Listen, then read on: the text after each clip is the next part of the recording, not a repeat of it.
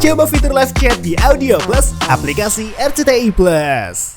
Pasalnya, alih-alih menunjukkan rasa bersalah dan penyesalan, Fadel justru tampak cengengesan, kerap melempar senyum ke arah awak media, serta beberapa kali terlihat menggelengkan kepala saat polisi mengungkap kronologi kejadian.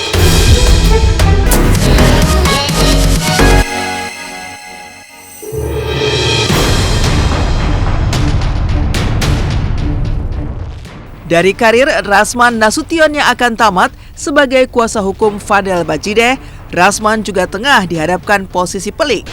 Pasca ditetapkan sebagai tersangka dalam kasus dugaan asusila dan aborsi terhadap anak di bawah umur, Fadel Bajideh langsung ditahan selama 20 hari ke depan.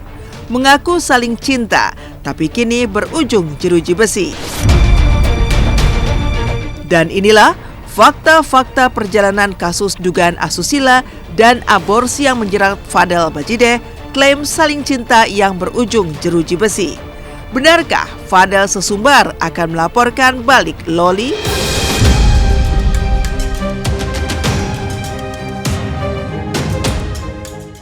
Fakta pertama, Fadel resmi jadi tersangka terancam 15 tahun penjara, tapi masih pede cengengesan.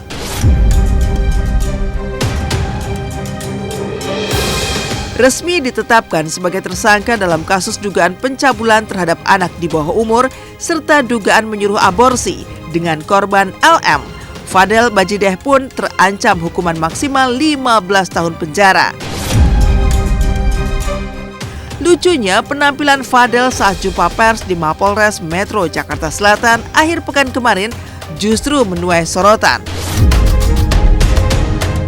Pasalnya, alih-alih menunjukkan rasa bersalah dan penyesalan, Fadel justru tampak cengengesan, kerap melempar senyum ke arah awak media, serta beberapa kali terlihat menggelengkan kepala saat polisi mengungkap kronologi kejadian.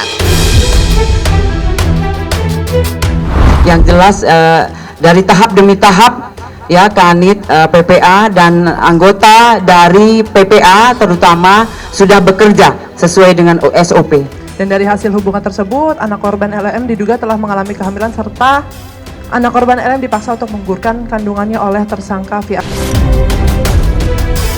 Hal tersebut dikuatkan berdasarkan keterangan dari saksi, kemudian hasil visum, kemudian keterangan ahli dokter. Untuk modus operandinya yaitu adalah relasi kuasa dan tipu daya. Kemudian barang buktinya yang sudah kami amankan yaitu adalah hasil pemeriksaan visum, kemudian keterangan saksi ahli, kemudian handphone milik saksi. Untuk VA sudah ditahan ya dengan surat perintah penahanan.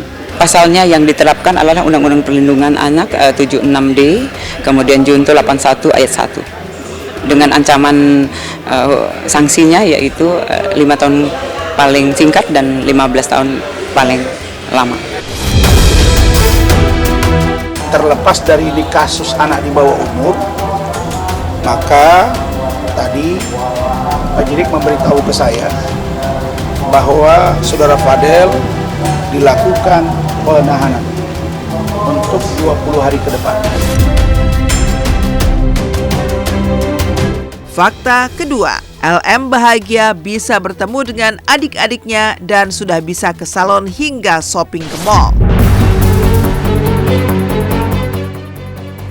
Selepas memberikan kesaksian yang membuat sang mantan kekasih Fadel Bajideh akhirnya meringkuk di balik jeruji besi, Loli akhirnya memutuskan kembali berdamai dengan orang tuanya. LM pun terlihat sempat pulang ke rumah, bertemu sekaligus melepas rindu dengan kedua adiknya Aska dan Arkana yang nyaris 3 tahun belakangan ini tidak dijumpainya. LM pun tampak ceria menikmati kembali kehidupannya yang selama ini hilang. Mulai dari jalan-jalan di mall, ke salon, makan, dan juga shopping. Remaja berusia 18 tahun ini juga tampak mulai akur kembali dengan Mail, asisten orang tuanya yang sebelumnya juga sempat berkonflik dengannya. Penampilan Loli saat ini sontak membuat netizen menilai jika aura anak orang kaya di wajah Loli telah kembali terlihat.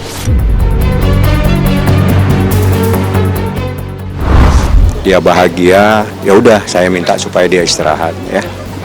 Hari Jumat seingat saya itu sebelum sholat Jumat saya bawa dia jalan-jalan di satu mall. Setelah itu saya sholat Jumat, dia masuk di satu salon dan sebagainya lah ya, aktivitas seorang wanita. Dia mau ke sini, antar aja bang, apapun maunya ikutin turutin, penuh dengan keharuan dan kebahagiaan karena dia setelah itu dia cerita, saya tidak percaya bisa bertemu kembali.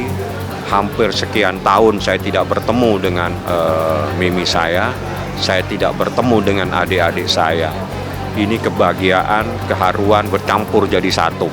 Semakin orang tua pandai meregulasi emosinya, maka anak juga akan belajar mencontoh bagaimana sih aku harus menampilkan perilaku-perilaku yang tetap bisa diterima oleh orang lain, memastikan bahwa pesan-pesanku bisa diterima, masalahku bisa selesai dengan baik gitu, tanpa harus teriak-teriak, tanpa harus tantrum, tanpa harus bertindak agresif.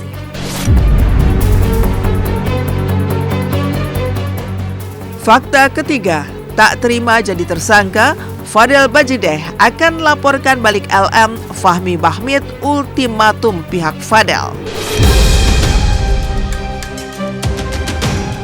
Tak terima dengan penetapannya sebagai tersangka, Fadel langsung melakukan perlawanan dengan mengancam akan melaporkan balik LM ke polisi. Pasalnya, pihak Fadel melalui pengacaranya yang terancam tamat karirnya, Rasman Arif Nasution, mengklaim menemukan bukti baru terkait dugaan tindak pidana Loli. Bukti ini muncul dari BAP terbaru LM yang mengaku hamil pada bulan Mei 2024 meski ia baru kembali ke Indonesia pada bulan Maret 2024. Lantas benarkah selain mengecam langkah tersebut, pihak LM pun mengancam akan juga membuat laporan balik jika tuduhan tersebut tidak benar? Lalu benarkah modus Fadel karena mengaku akan bertanggung jawab dan menikahi LM? Nah, ketika Loli bercerita kepada saya, pun mengatakan tidak ada yang namanya hamil, yang namanya hubungan badan. Nah, mungkin dia memberi keterangan di sana, mungkin ya, berbeda sehingga penyidik melihat bahwa ini adalah fakta. Buktikan video call-nya. Nggak boleh dong kalau lembut kali pula jadi berubah wajah saya. Kalau di video call tidak bisa dibuktikan, berarti tidak bisa dikenakan ke Fadel.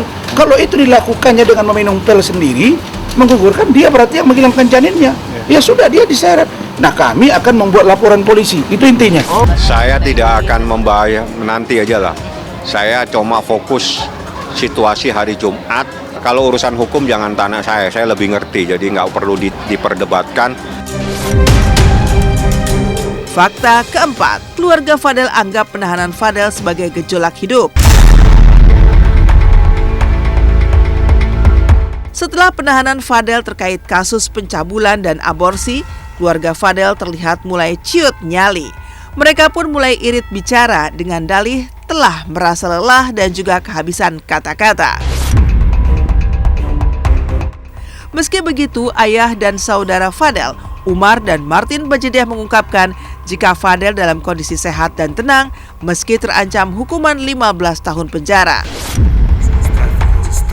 Umar Bajideh pun coba menetralisir suasana dengan menyebut kasus hukum yang menjerat putranya sebagai gejolak hidup tanpa bersedia menyinggung upaya hukum yang selanjutnya akan ditempuh pihaknya. Si Fadel juga sehat. Ya udah, kita lihat aja kan 20 hari ke depan kita masih ada upaya kata Papa juga. Enggak, ya paling kita ya cuma nunggu aja lah. Apa nih mau berpisah karena sering bertiga berempat itu biarin. Ya. Lepasnya enak, tadi juga udah ketawa bercanda pukul-pukulan gitu. Udah nggak apa-apa ya, biasa kayak kita. Ini gejolak hidup kok ini. Ya. Oke.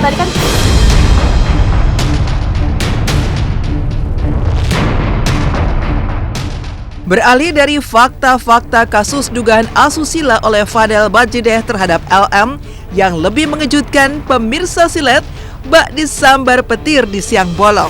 Harapan Harvey Muiz, suami artis Sandra Dewi, mendadak harus tertampar kenyataan pahit. Bagaimana tidak? Vonis usaha banding atas kasus mega korupsi timah 271 triliun yang menjerat Harvey berujung kejutan. Alih-alih mendapat keringanan, Pengadilan Tinggi Jakarta justru menambah jumlah hukuman Harvey dari 6,5 tahun penjara menjadi 20 tahun penjara. Tak cukup hanya berhenti di situ saja. Harvey yang semula diwajibkan membayar denda sebesar 210 miliar rupiah kini naik 2 kali lipat, harus membayar uang pengganti kerugian keuangan negara sebesar 420 miliar rupiah. Itu pun lengkap dengan denda 1 miliar rupiah. Sebuah angka yang sangat fantastis. Tak heran ketika menerima vonis Pengadilan Tinggi Jakarta tersebut, Harvey terlihat tak berhenti menangis saat menjalani sidang.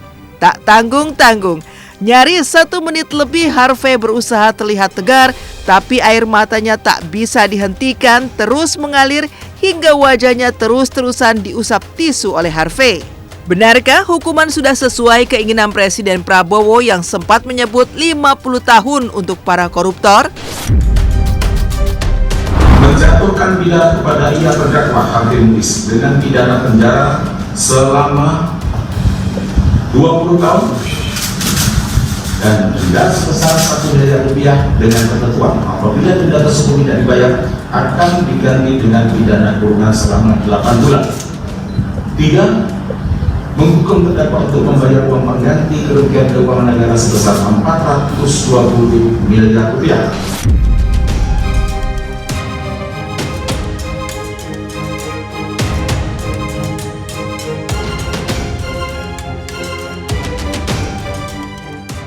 Itu 20 tahun kan, subsidinya juga naik, hanya menjadi 10 tahun kan itu. Kalau kemarin sempat hukuman Harvey Muiz itu rendah, lalu pengadilan di atasnya, pengadilan tinggi, menghukum lebih daripada tuntutan, ini selaras dengan harapan Presiden dan selaras dengan harapan publik. Masa kerugian sampai 300 triliun, hukuman ringan dan dendanya kecil. Kalau sekarang kan terlihat Harvey Muiz kurang lebih 400-an miliar harus mengembalikan. Salah satu dari tersangka yang harus mengembalikan untuk mengurangi kerugian negara tersebut.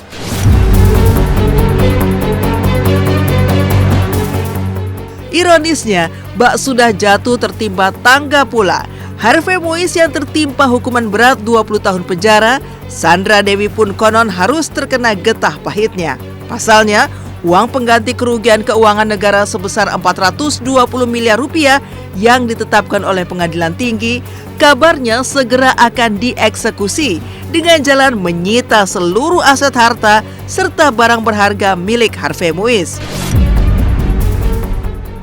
Dan tentu saja, deretan tas mewah Sandra Dewi sebagai istri bahkan sudah sempat disita untuk barang bukti sidang, kini berpotensi disita permanen alias tidak dikembalikan. Dan pasca sang suami mendulang putusan mengejutkan 20 tahun penjara, Sandra mendadak berubah. Sandra tak lagi memasang foto-fotonya bersama sang suami pada halaman akun pribadi sosial media miliknya. Ada apa dengan Sandra Dewi? Sempat mengaku takut semua hartanya yang berlimpah diambil Tuhan seketika jika berbuat tak baik. Mungkinkah ini jawaban dari perkataan Sandra Dewi dulu? Benarkah rumah tangganya dengan Harvey Muiz kini menjadi retak dan Sandra Dewi menyerah?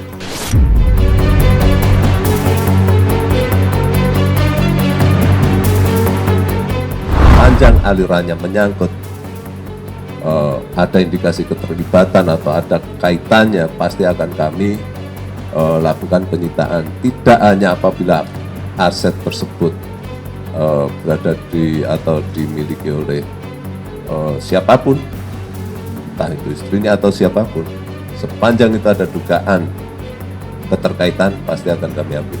Gue tuh paling takut sama Tuhan, bukan takut karena ini Bapak yang mengasihi, cuman takut ditegur sama Tuhan, gitu karena kalau jalannya udah mulai macam-macam karena gue kalau gue macam-macam atau gue menjadi sosok yang tidak baik, gue takut Tuhan ambil itu lagi semua.